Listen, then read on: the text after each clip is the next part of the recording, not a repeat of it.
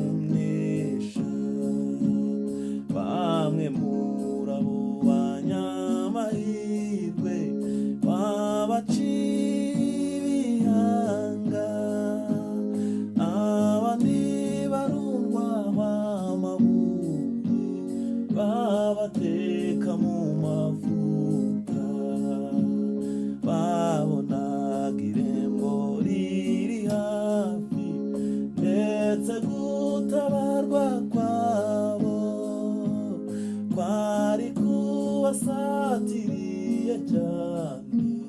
Umukiza